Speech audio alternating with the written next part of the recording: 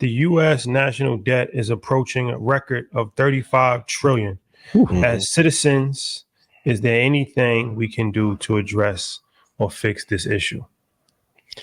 I would say vote, but I don't even know if that would help. To be very, because remember when we did Market Mondays live in Ghana, we were almost at 34 trillion.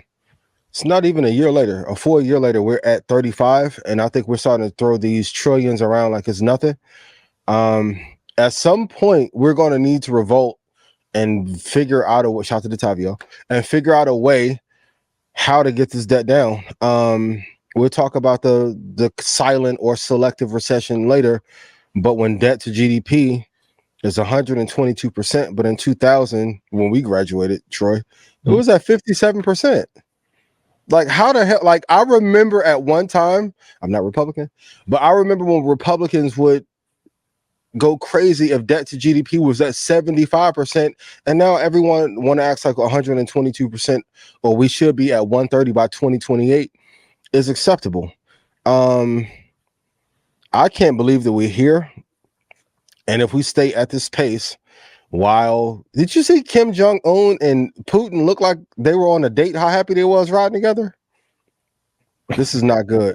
This is not good. So I know some people call me an alarmist. It's okay. Go to usdebtclock.org and you can see how much we owe. But every citizen owes technically $103,000 to get the deficit back to zero.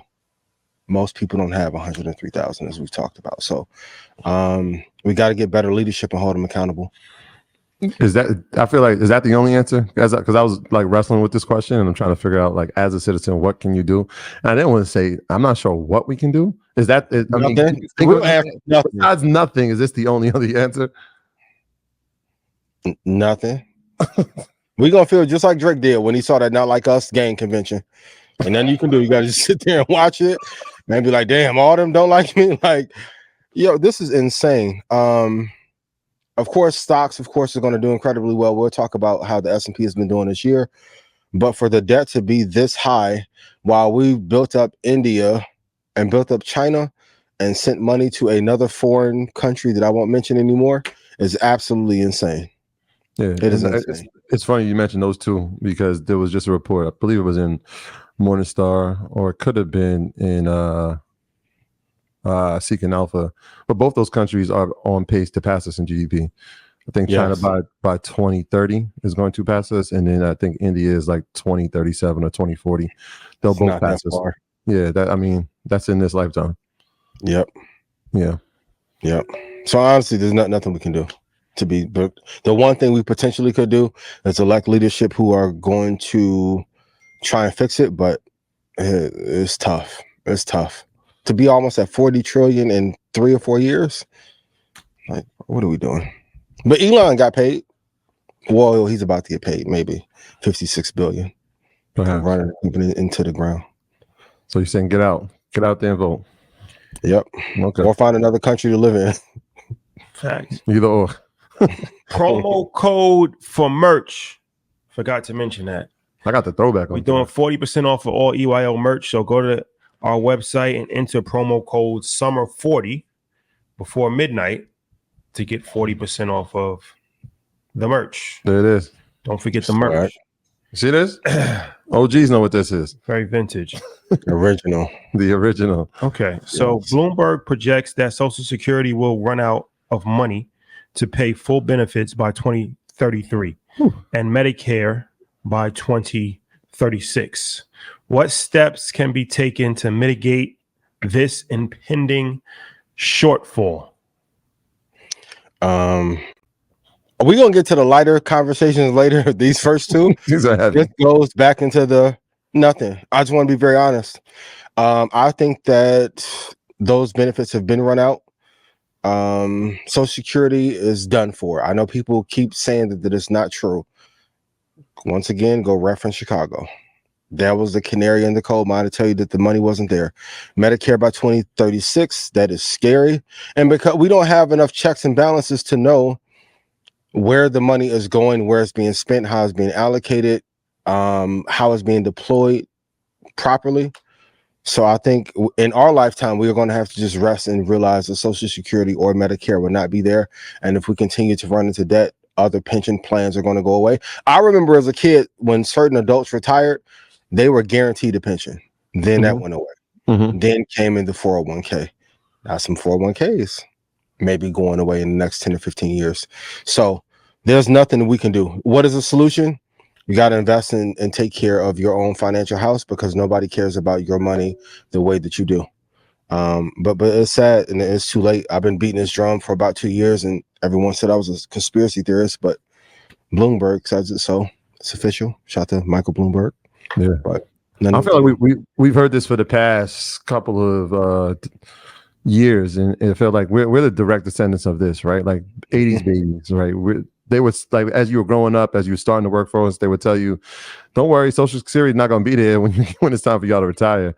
And as we're looking at the numbers, right, within the next years, a lot of us will probably be at that point where we've done 25 to 30 years in a career, and we're at that retirement age, from a career working standpoint, not from the Social Security standpoint. But this is like one of those things. Again, I'm not sure what we do other than continue to educate ourselves, continue to find other ways than to rely on these benefits, right? Whether it's open or brokerage accounts or finding other pension plans, like you said. But this is alarming, especially for Medicare. When you're talking about the cost of healthcare in this country, I mean, I don't even know how you can pay for it. Like if you don't have healthcare, it's astronomical, and even if you have Medicare, it's still an expensive cost. I mean, I think you just start planning to having not even discretionary income, but this becomes now that emergency fund. I know early on you used to say it was like 60 months, and I'm like, that seems like a lot, but I mean, based on these numbers, this might be something that's needed. Do we now adjust what the savings is? From a financial advisor standpoint, what do you say to that? Well, I mean, at first, this is not something that's new information, right? When I was a financial advisor, I used to tell my clients this, because actually, if you look on your Social Security statement, it says it on your Social Security statement, and it's been stated on your Social Security statement for years, but nobody really reads fine print. But so this is something that has been documented by the Social Security office themselves for over a decade. So it's not surprising.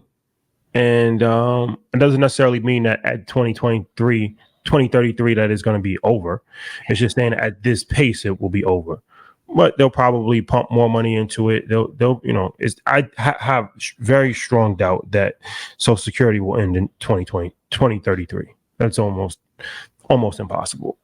They will put more money into it and they will make it, but that leads to more issues, because it's like, okay, we keep funding and we're putting ourselves more into debt, but that goes back to the first thing, as far as the debt is already out of control. So it's a political game that, really the politicians are the only ones that can kind of figure this out, because they're the ones that control the budget. This goes back to our visit in Washington when we met with members of Congress, and we talk about the Appropriations Committee, Ways and Means Committee, different things that these type of committees control the budget, where the money goes, and how it's allocated. And that's why it's important to be politically aware and take part in the political process, because the members of Congress have the power to make the decisions on this, and they're the only ones that have the power to make the decisions on this. So I'm pretty sure they'll kick the can down the road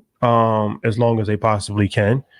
But yeah, it's not encouraging that financially we're on a pathway of insolvency. That's never good, right? But ultimately, there's only a few ways that you can solve these type of issues. You either increase revenue, which most of the time that's by increasing taxes, or you cut spending.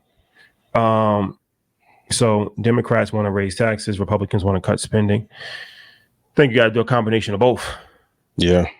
And military spending, definitely something that I think we spend way too much money on. Never going to go down. Especially overseas military practices, overseas financial aid to other countries is definitely something that could potentially, be cut down on as a line item for sure. but it's all in the hands of the politicians. It's a political game.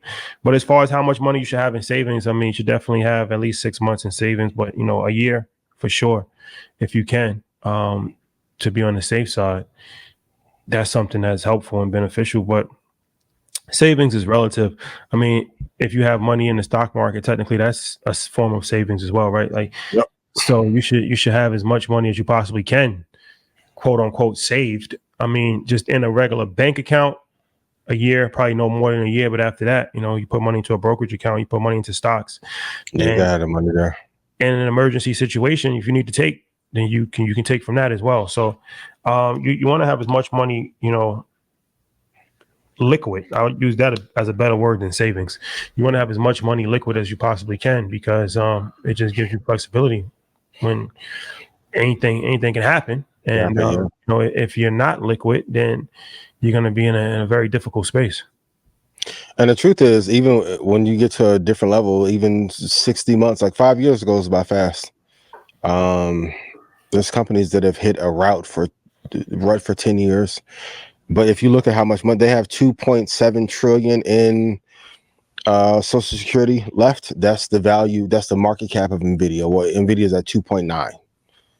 So everyone's paid in all this time, and in the course of 10 years, NVIDIA has had more value than Social Security. That money probably won't be there by 2040. What do I know? And every year we do this show makes a case for why you need this much money stored away. Inflation is getting higher. We won't talk about the corruption, the reallocation of money. It's a lot of tricky stuff going on. Invest in yourself. It's my thing for you. But on top of that, you have to have your money work for you. There's no more, like, the disparity between rich and poor is getting higher than ever. We'll talk about it later, but now we have a poor person's recession. We're going to put all the debt on those that make less than 60 grand a year. And then everyone who's doing well get elevated higher. I know I sound like Bernie Sanders, but it is getting tricky. And as an entrepreneur, you have to be able to weather a lot of storms. And sometimes a storm may last longer than a year. So, yep.